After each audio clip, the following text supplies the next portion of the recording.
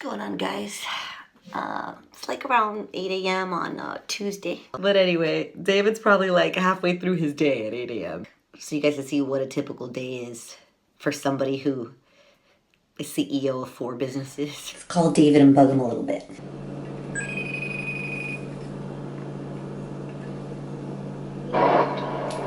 Hey, David. Good morning. Morning.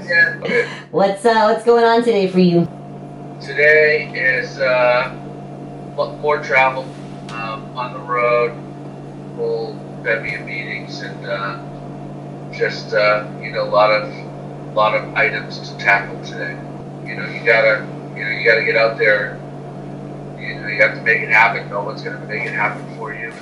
Actually, it's funny that you say that because I've been getting a couple emails from people that just kind of are like, all these famous people, like, hey, I'm just going to introduce you to Steven Tyler and I'm going to be, I'm going to be an Aerosmith. Like, I think that's what people think.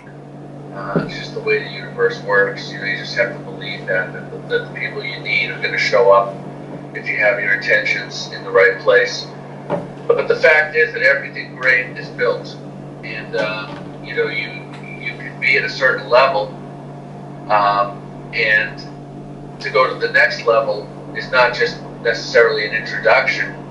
It's a lot of hard work. You got to build it up. And I think sometimes people feel that if they have access to someone who they admire or someone who can help them, that it's the magic formula. But really, that's only part of the formula. You have to have a lot of depth, and you have to be ready.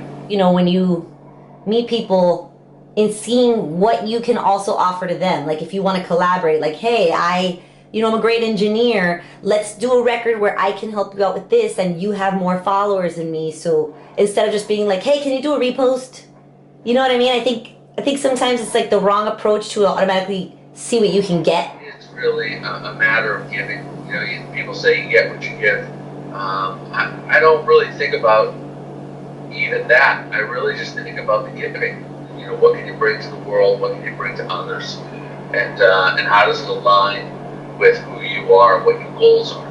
Yeah. So by giving and being aligned with that, amazing things can happen.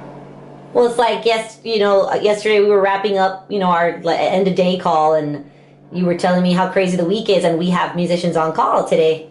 And I was like, hey, how do you squeeze that in? And you're like, that's not squeezing in, that's priority. It's true.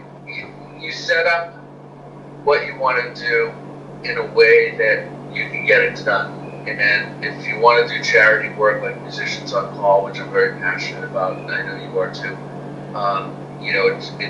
it gets put into the schedule as part of what you're doing in a day. And short of a dire emergency, it happens.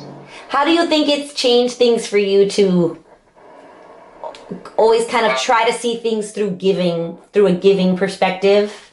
Well, I was brought up that way, so for me it's in my value system. But when it's when there are moments where you think about yourself first, or you don't have a real consciousness about giving as a human, we get caught up in stresses and other things, and you kind of lose sight sometimes.